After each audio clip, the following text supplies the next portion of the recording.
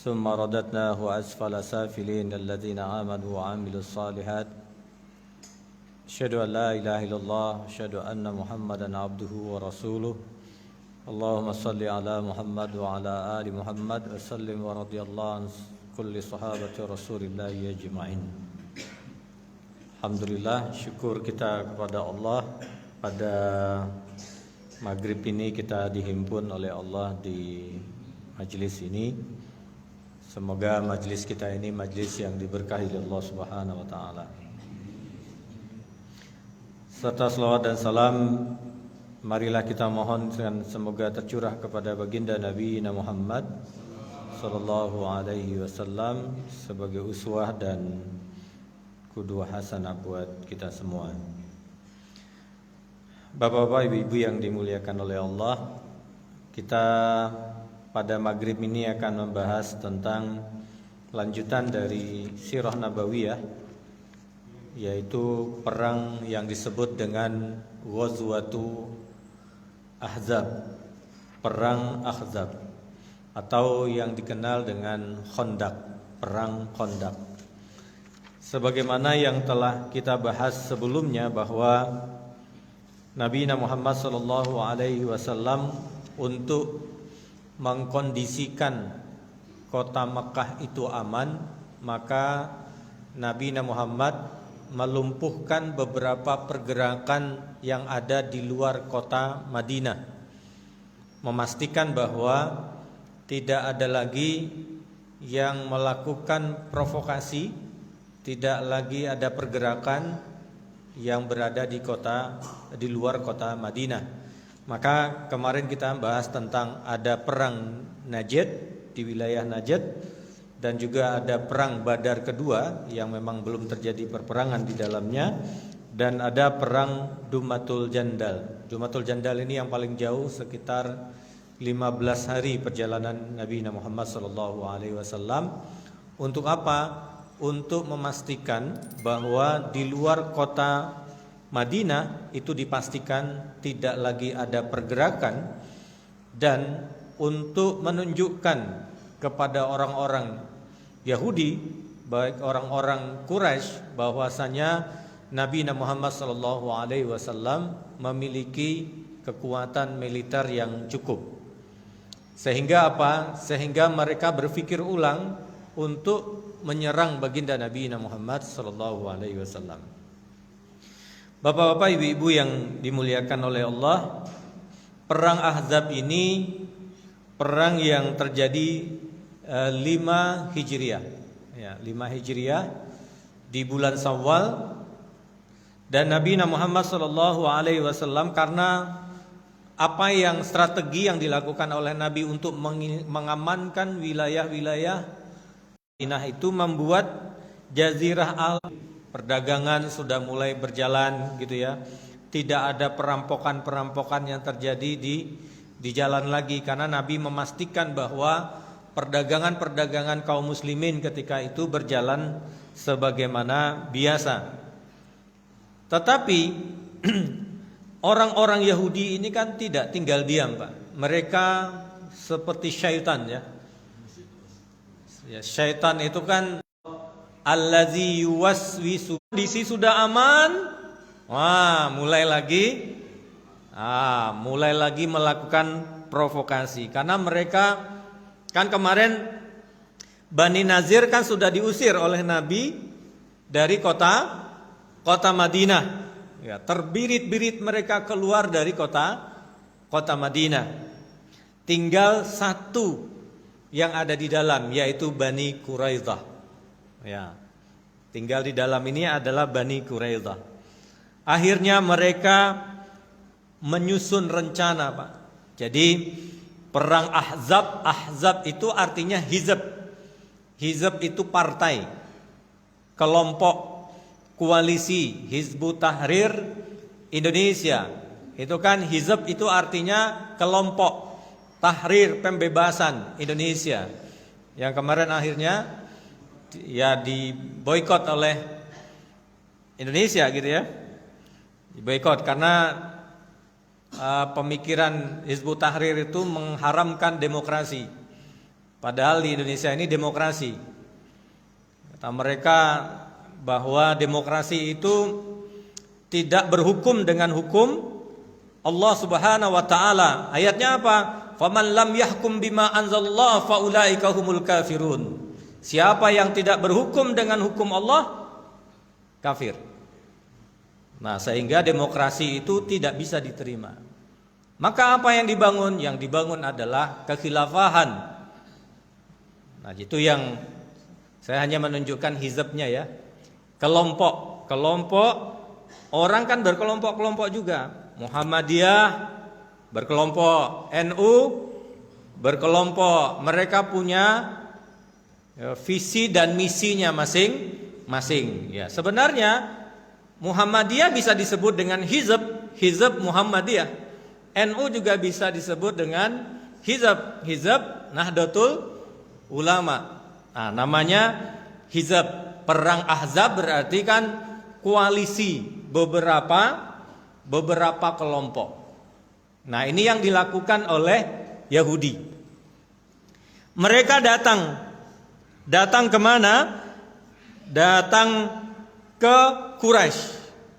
Orang-orang Quraisy yang dahulu dipimpin oleh Abu Jahal. Setelah Abu Jahal mati ya. Ustaz jangan bilang wafat kan, karena mati, karena apa bedanya wafat sama mati gitu ya. Ya wafat bahasa Arab gitu ya. Abu Jahal mati di perang Badar, maka kepemimpinan Quraisy dipegang oleh Abu Sufyan. Maka datanglah pemimpin Bani Nazir tadi kemana? Ke Abu Sufyan. Ya samalah apa yang terjadi di dunia hari ini terkait keberadaan Israel, ya PBB, WHO. Nah sama Pak. Nanti Yahudi ini lobby ke sini. Nah seperti itulah kira-kira. Maka akan terjadi pengelompokan. Datanglah Bani Nazir ini bertemu dengan orang-orang Quraisy yang ada di kota Mekah yang dipimpin langsung oleh Abu Sufyan. Mendatangi juga beberapa kelompok lain yang ada di kota Mekah dan kota Madinah, ya tapi Bani Ghatafan. Jadi mereka berkumpul, bersekutu, termasuk di dalamnya adalah penduduk Tihamah, ya. Jadi mereka memiliki kekuatan. Kalau Abu Sufyan membawa sekitar 4.000 pasukan. 4.000 pasukan. Lalu sisanya dari bani-bani yang lain, yaitu Bani Farah, Bani Murrah, dan Bani Auf, Bani Saja', Bani Sa'ad dan lain-lain dikumpulkan. Maka dikumpulkan semua berjumlah sekitar 10.000 pasukan. Jadi 10.000 pasukan, 4.000 dari Quraisy. Padahal kota Madinah Pak, kota Madinah itu kalau dikumpulkan dari yang baru lahir sampai yang sudah tua, itu tidak sampai 5.000. Tidak sampai 5.000 orang. Lalu koalisi ini masuk ke kota, mau masuk ke kota Madinah. Nah kira-kira kalau benar-benar masuk ke kota Madinah 10.000 orang tadi, maka Madinah akan menjadi Palestina hari ini. Ya, Palestina hari ini. Jadi akan hancur lebur. Maka Nabi Muhammad SAW, Nabi ini kan namanya saja Nabi Pak, Nabi dan juga seorang Rasul. Nabi ini tetap sebagai seorang imam, sebagai seorang pemimpin kota Mekah, pemimpin kaum muslimin, beliau berhati-hati itu salah satunya beliau meletakkan mata-mata di wilayah-wilayah tertentu antara perbatasan kota Mekah dan termasuk berada di kota Mekah. Jadi ada mata-mata Nabi itu yang ada di kota Mekah.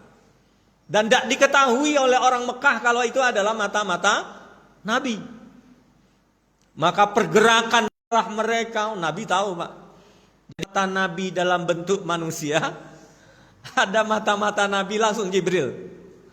Jenengan mata-matanya apa? Mata kaki ya. Jadi Nabi SAW begitu cerdas untuk melihat kondisi dan memastikan bahwa kota Madinah itu aman. Nah, setelah diketahui oleh Nabi Muhammad SAW, Nabi rapat. Karena yang masuk ini adalah 10.000 orang. Kalau sekali masuk 10.000 orang masuk ke kota Madinah, wah porak-poranda Pak, kota Madinah. Maka Nabi bermusyawarah. Nabi itu begitu Pak, jadi musyawarah, tetap musyawarah. Maka kadang itu sahabat itu bertanya, Rasulullah ini pendapat jenengan atau wahyu? Nah, biasanya nanya begitu. Kalau itu wahyu, sahabat tidak komentar, karena wahyu. Tapi kalau itu adalah pendapat Nabi, kalau memang mereka tidak setuju, mereka akan menyampaikan ketidaksetujuan mereka. Biasa namanya musyawarah. Dan kita tahu di perang Uhud itu kan Nabi akhirnya mengalah Pak. Nabi pinginnya perang Uhud itu berada di kota Madinah. Tapi sahabat tidak setuju, harus keluar dari kota Madinah. Lalu sahabat itu merasa bersalah karena Nabi sudah pakai baju perang 2 lapis, keluar dari rumahnya gagah luar biasa. Sahabat ini merasa bersalah. Kok kita ini ya melangkahi kenabian gitu kan. Padahal Nabi sudah mimpi Pak. Sudah mimpi dan Nabi berpendapat bahwasanya kita hadapi mereka di kota Madinah. Tapi sahabat tidak setuju. Nah, ketika keluar dari rumah sudah pakai baju perang, apa kata sahabat? Ya Rasulullah, kita lawan di Madinah saja. Apa kata Rasulullah? Pantang bagi seorang Nabi kalau sudah memutuskan keputusan bersama untuk mundur, kata Rasulullah. Jadi Pak, musyawarah itu mengikat sifatnya. Keputusan musyawarah itu mengikat. Kalau kita di masjid ini sudah bermusyawarah, lalu ada keputusan, ada sebagian setuju, ada sebagian tidak setuju, maka apa hasil rapatnya keputusannya, itulah yang mengikat. Itulah yang mengikat. Nabi punya prinsip begitu. Walaupun pada akhirnya perang Uhud itu kalah atau menang? Kalah Pak. Kalau Nabi egois ketika itu, nah kan sudah tak bilang jangan keluar dari kota Madinah.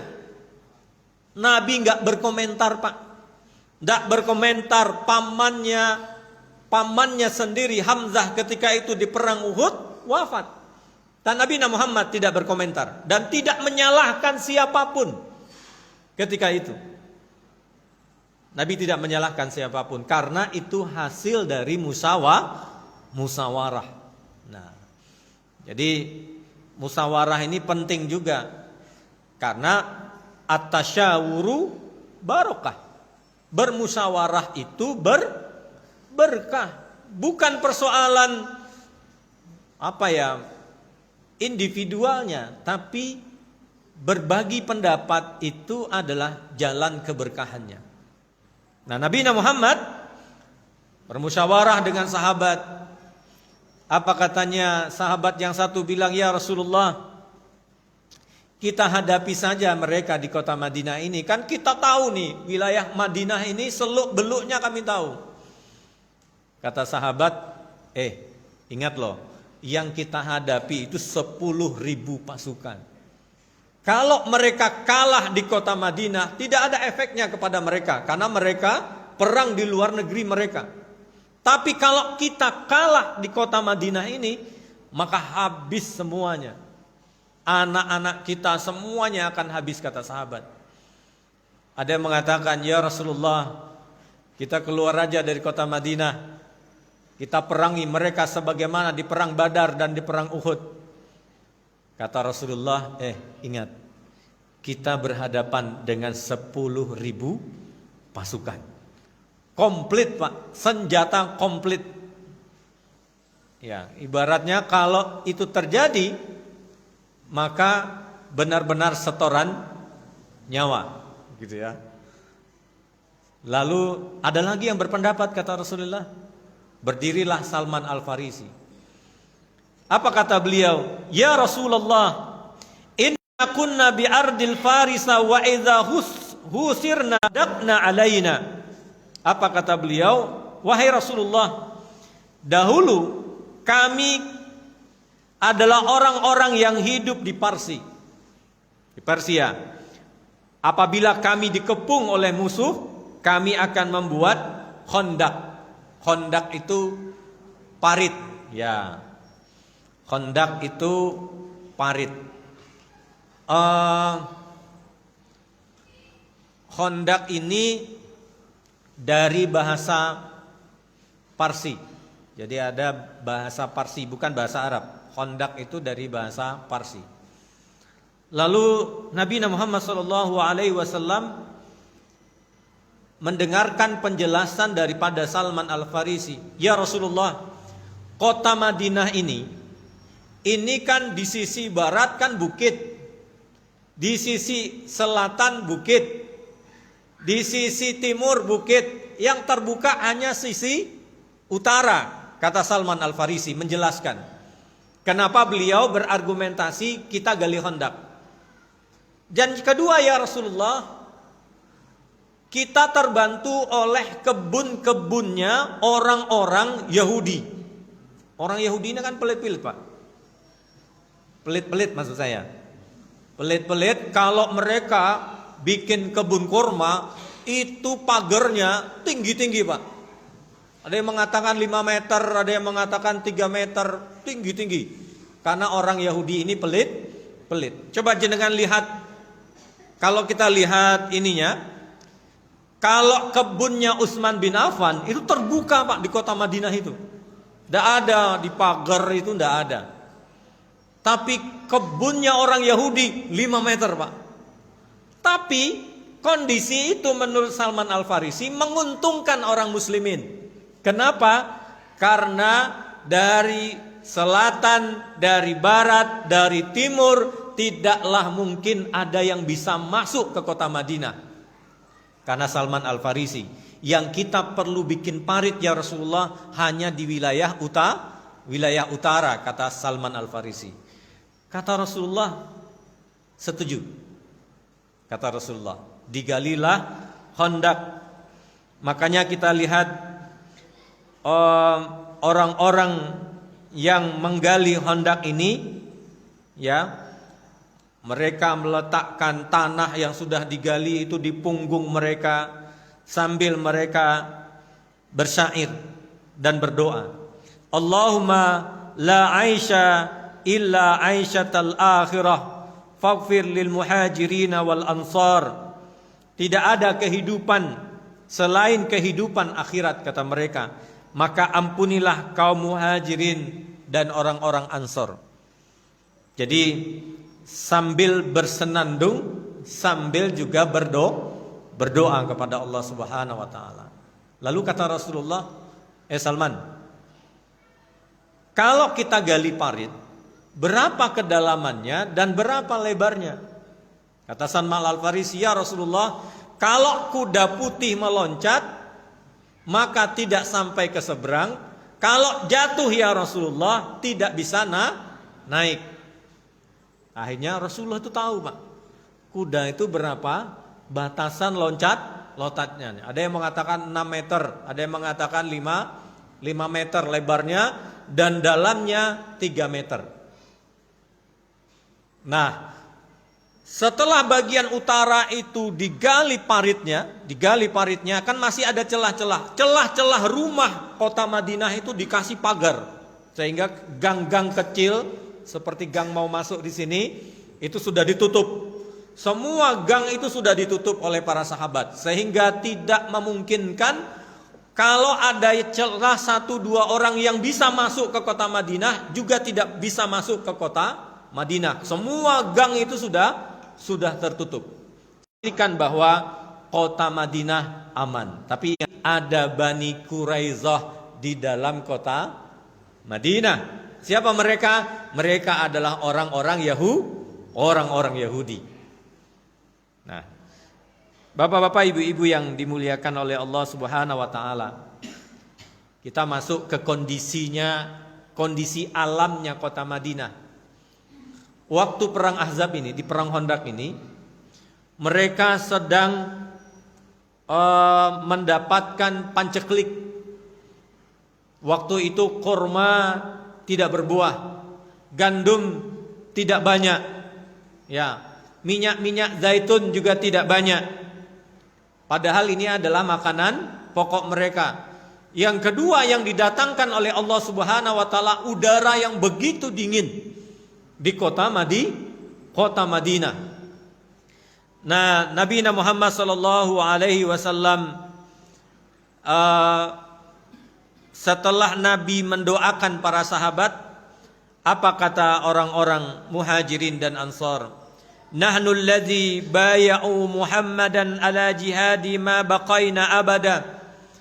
Kamilah yang membaiat Muhammad untuk berjihad selama kami masih hidup, katanya.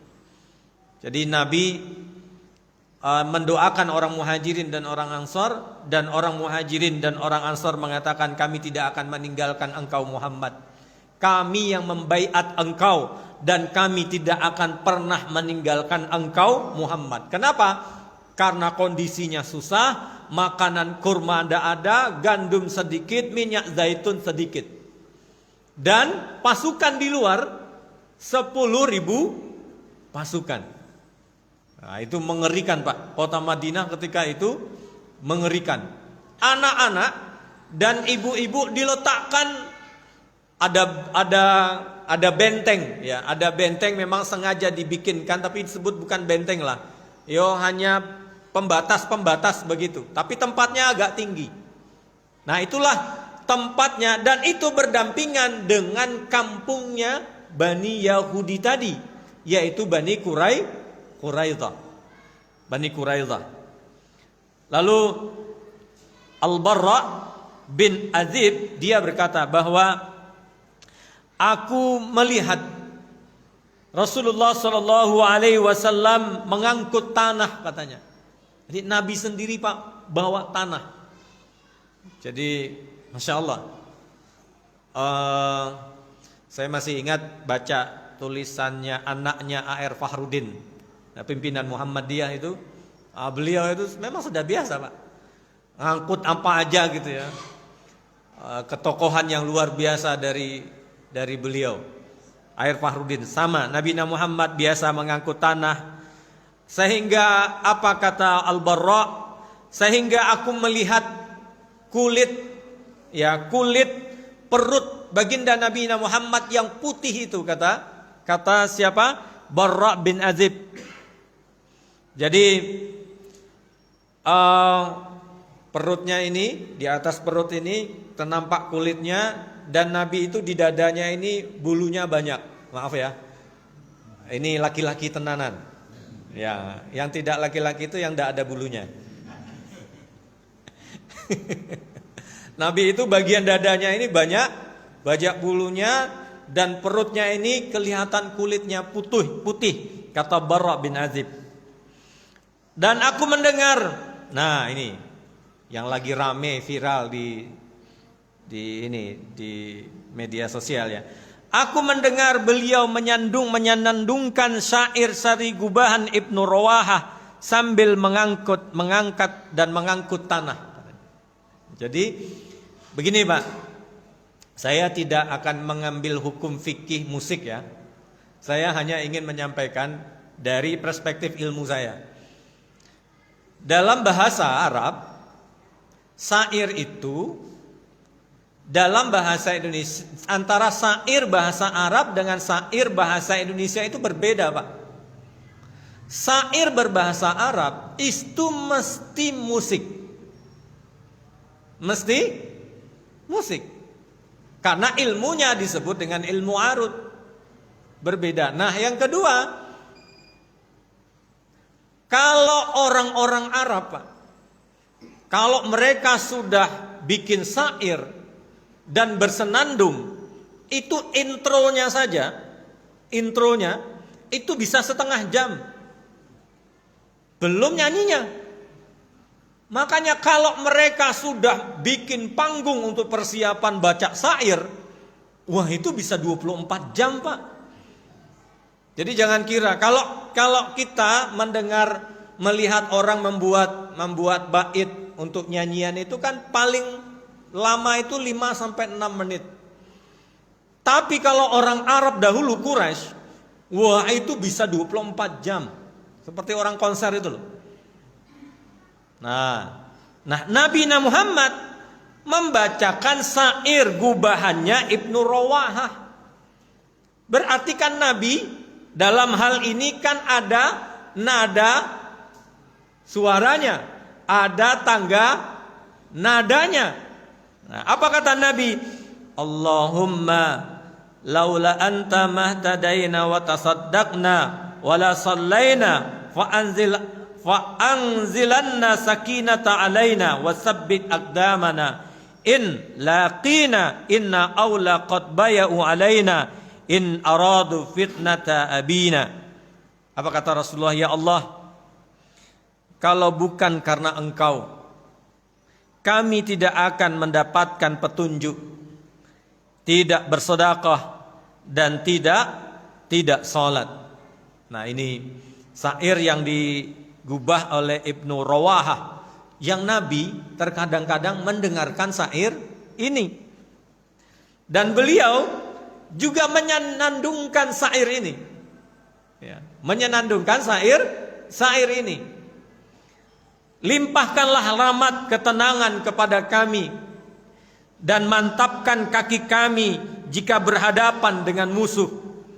Komplotan musuh setiap menyerang kami, kami tidak rela jika mereka membawa bencana.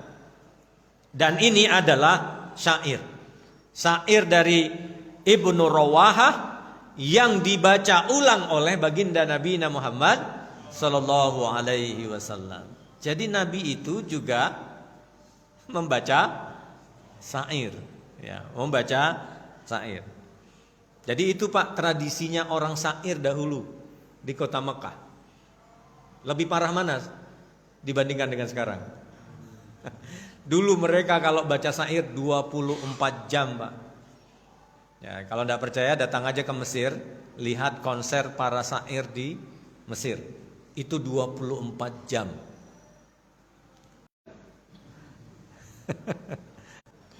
Tidak mungkin sholat. Masa ya jamak takhir?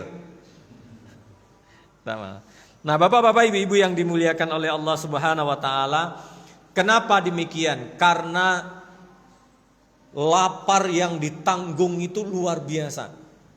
Pagi Nabi hanya mengasih 1 korma. 1 korma, apa kata Rasulullah? Korma ini tidak boleh dimakan, tapi hanya boleh diemut, kata Rasulullah. Jenengan kalau ke sawah dibilangin istrinya, Mas, ini bekal ya, sampai membajak 4 kotak, cukup 1 korma, gak boleh dimakan, cukup diemut. Nanti dapat jatah lagi ketika pulang sampai di rumah. Sampai di rumah, Pak, Abu Talha berkata, jadi sampai di rumah malam hari jatahnya apa? Tangan ini dimasukkan ke dalam gandum, tepung gandum. Setelah itu kan ada yang nempel di sini. Jadi nggak boleh dikepal. Jadi hanya dimasukkan, ditarik. Nah, yang tinggal di tangan ini lalu dikasih minyak zaitun, lalu dikepal. Kata Abu Thalha, ketika kami memakannya, itu tersendak-sendak di leher ini katanya. Saking laparnya, saking tidak ada makanannya ketika itu. Lalu mereka mengatakan, ya Rasulullah, kami ini sudah lapar ya Rasulullah. Ini perut sudah diganjal 1 batu ya Rasulullah. Rasulullah hanya tersenyum ketika Rasulullah mengangkat tanah yang habis digali itu. Rasulullah kan naruh di punggungnya. Ketika mengangkat ke punggungnya, ternyata Rasulullah tidak hanya 1 batu, tapi dua batu menahan perut Rasulullah SAW. Abu Thalha, akhirnya kami terdiam karena Rasulullah meletakkan 2 batu di perutnya, padahal kami hanya satu batu. Jadi Jabir bin Abdullah melihat bahwa Rasulullah SAW dalam kondisi lapar seperti itu nggak tega, Pak. Akhirnya Jabir bin Abdullah ini sembunyi-sembunyi datang ke rumah istrinya. Ya, datang ke rumah istrinya. Kan ditutup, Pak. Jadi waktu-waktu tertentu itu tidak boleh. Untuk pulang ke rumah istri itu tidak boleh. Jenengan kalau lagi ngecor di Masjid Ahmad Dahlan ini, kalau lapar kan bisa pulang. Ya toh? Kalau waktu penggalian hondak, Pak, ada jadwalnya. Dalam kondisi jadwal seperti itu tidak boleh pulang. Gak boleh pulang. Kadang kami pulang baru malam, kata para sahabat. Akhirnya Jabir bin Abdullah ini pulang, ditanya kepada istrinya, wahai istriku, ada sesuatu yang bisa dimakan. Saya lihat Rasulullah kelaparan luar biasa. Apa kata istrinya? Ada mas, katanya. Ada bang, katanya. Ada kambing kecil gitu ya. Ada kambing kecil dan ada tepung, katanya. Kata Jabir bin Abdullah, kalau gitu aku yang ngolah kambingnya, engkau yang mengolah tepungnya menjadi roti. Yo, hanya cukuplah buat 5 orang. 5 orang sampai 6 orang. Loh, orang Arab itu loh, Pak. Makan kambing itu, kambing besar yang biasa buat korban yang 3,5 juta itu, kan buat 3 orang 4 orang. Ya, kalau kita kan buat 1 kampung. Buat 1 kampung. Setelah selesai, istrinya bilang, bang, bilang ke Rasulullah, ajak temannya 5 orang, 6 orang. Nanti ajak ke sini. Akhirnya Jabir, baiklah kalau gitu. Beliau datang ke rumah ke Rasulullah. Ya Rasulullah, ada sedikit makanan, ngomong ke yang lain ya. Hanya cukup 5 orang atau 6 orang sahabatmu ya Rasulullah. Nah, tapi Masya Allah, apa kata Rasulullah SAW? Naik Nabi ke atas bukit. Ya, wahai sahabat, kita akan dijamu oleh Jabir bin Abdullah, katanya. Wes, Jabir langsung merah mukanya, Pak. Karena kan tidak mungkin. Karena yang penggalian itu sekitar 1.000 orang. 1.000 orang. 1.000 orang. Kata Rasulullah melihat wajahnya Jabir bin Abdullah berubah gitu ya. Ya sama lah Pak. Kalau kita ngadakan acara gitu ya, cukup 10 orang, tahu-tahu datang 1.000 orang, kan bingung Pak. Wah, gimana? Rasulullah bilang ke Jabir bin Abdullah, Jabir sini, tenang saja. Pokoknya nanti aku datang, jangan buka pancimu, jangan buka tutup rotimu. Nah, Jabir pulang duluan. Setelah sampai di rumah, dia nggak ngomong sama istrinya. Kalau ngomong kan tambah bingung istrinya. Gimana sih mas? Kan? Kata Jabir, tunggu aja Rasulullah mau datang. Tapi karena 1.000 orang yang datang, itu kan terdengar Pak suara jalannya gitu kan. Kata istrinya, mas, tadi kan tak bilangin 5 orang, kok sampai 1.000 orang lebih. Kata Rasulullah, jangan engkau sentuh gulai kambingnya, jangan engkau sentuh rotinya. Nah, masuklah Rasulullah ke rumah Jabir bin Abdullah, memanggil satu-satu, Pak. Ayo masuk satu-satu, ya. Lalu disendokkan sama Rasulullah kambingnya. Setelah itu diambil rotinya tanpa boleh melihat, hanya boleh masukkan tangan keluar, masukkan tangan keluar. Nah, semua berjalan, semua 1.000 orang itu masuk dan keluar dari rumahnya Jabir bin Abdullah. Keluar, selesai itu ditanya oleh Rasulullah, wahai Jabir, mana piringmu? Diambilkan oleh Rasulullah untuk istrinya juga. Apa kata Rasulullah Sallallahu Alaihi Wasallam? Cukup, kata Rasulullah. Nah, istrinya kan kepo, pengen tahu masih ada sisa apa enggak. Masya Allah, yang dimasak oleh Jabir bin Abdullah, ya, gulai kambing tadi sama roti tadi tidak berkurang. Itu bahwasanya Nabi Muhammad SAW, salah satu mukjizat Nabi Muhammad ketika dijamu oleh Jabir bin Abdullah. Kalau jenengan tak percaya, coba aja. Undang 5 orang untuk 5 orang. Nah, nanti yang datang 1.000 orang, saya yakin akan kurang.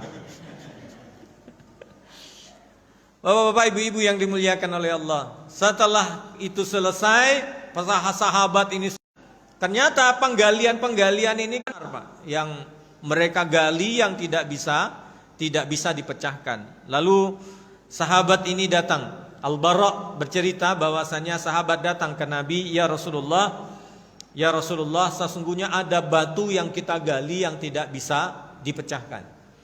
Rasulullah Shallallahu Alaihi Wasallam mengambil kapak, lalu membaca Bismillah, lalu menghantamkan itu ke batu tersebut seperti ini. Allah u'titu mafatihas Syam, wallahi inni la anzuru kusuraha khurumas sa'ah. Kata Rasulullah, Allahu Akbar, aku diberi kunci pembuka Syam. Jadi Syam itu wilayahnya kan termasuk Yordan, Palestina, ya, Syria, itu kan termasuk wilayah Syam. Demi Allah, kata Rasulullah, aku melihat istananya yang merah saat ini. Ya, jadi begitu yakinnya, Pak, bahwasanya suatu saat nanti Islam akan sampai ke negeri Syam, ya, akan dikuasai oleh umat Nabi Muhammad SAW. Padahal waktu itu sedang kelaparan. Itulah yang disebut dengan keyakinan. Jadi kita ini kalau berjalan untuk Allah tidak boleh ragu, Pak. Tidak boleh ragu, ya. Jadi orang-orang yang walladzina jahadu fina lanahdiyannahum sumbulana. Orang yang berjalan di jalan Allah Subhanahu wa taala, lanahdiyannahum sumbulana. Kami akan berikan jalan-jalan kalian tidak tahu. Kenapa? Karena itu ada yang Allah membukakan jalannya. Kepikir nggak, Pak, Muhammadiyah sebesar ini oleh Kiai Haji Ahmad Dahlan dahulu? Kan tidak terpikir. Tapi keyakinan itulah yang membawa kepada futuhat, terbukanya jalan-jalan yang begitu banyak. Jadi saya masih ingat Pak Maksum itu kalau beliau lagi saya kan bendahara dulu, Pak. Bendahara di Arisalah itu. Saya masih santri tapi dipercaya jadi bendahara. Jadi kalau datang besok siapkan uang 300 juta. Buat apa, Pak Yai? Itu bayar pembangunan itu. Saya bilang, baik, kalau begitu saya cek dulu, Pak Yai. Tak cek di koperasi, cek di dapur, di administrasi keuangan. Uangnya ndak ada. Saya datang habis Isya ke rumah beliau. Ustaz, mohon maaf, di administrasi, di koperasi tidak cukup uangnya. Sepertinya untuk sampai besok pagi itu ndak ada. Kamu yakin bahwa rizki Allah kamu pastikan tidak ada besok pagi? Itu bukan akidah saya, Pak. Kamu yakin hari ini sama dengan hari besok pagi, katanya sambil marah, Pak. Saya begitu ternyata ya. Orang yang hatinya terpaut dengan Allah, hari ini rizki kita hari ini berbeda dengan rizki kita besok hari. Pernah waktu itu terakhir saya kelas 6 mintanya 1,5 miliar. Dicari-cari di semua bidang tidak ada, Pak. Sama saya lapor, dimarahi juga. Sampai setelah dimarahi dipanggil lagi. Sini. Saya duduk diajarin akidah. Hei, Allah menciptakan bumi ini dengan kekuasaannya yang penuh, katanya. Dan kita harus yakin dengan itu. Bahwa rizki Allah tidak terbatas. Dan Allah maha kaya. Allah tidak mungkin mengabaikan orang, walladzina jahadu fina lanahdiyannahum subulana. Itu harus ada di hatimu, katanya. Jadi 1,5 miliar besok pagi itu harus ada. Saya pulang ke kamar tidak bisa tidur sampai besok pagi. Pokoknya kamu antar besok 1,5 miliar. Saya bilang dari mana? Saya bilang kan. Ternyata Masya Allah, pagi hari itu ada orang yang datang. Ada Pak Yai katanya. Oh Pak Yai jam segini beliau belum keluar dari masjid. Saya bilang kan, masih menunggu waktu isyraq. Saya bilang kan, begini, saya diutus oleh Bapak si Fulan untuk mengantarkan ini. Mengantarkan apa? Saya tidak tahu, ini dititip ke saya dan disuruh berikan ke Pak Yai. Oh iya, saya bendaharanya, saya bilang kan. Saya bendaharanya, saya bilang kan. Diserahkan ke saya, di hemper masjid saya nenteng plastik itu. Saya ini kan kepo, Pak. Isinya apa? Jumlahnya berapa gitu ya? Hanya plastik itu saya buka, Pak. Saya hitung, Masya Allah, persis 1,5 miliar. Saya setelah isyraq saya duduk di samping beliau sambil menyerahkan kresek tadi. Ustaz, ada titipan. Apa? Uang. Berapa? 1,5 miliar. Kamu tidak yakin dengan Allah, katanya. Insya Allah. Saya rasa begitu. Semoga kita lanjutkan minggu depan terkait dengan perang Ahzab ini. Aku qauli hadza, astagfirullahaladzim. Assalamualaikum warahmatullahi wabarakatuh.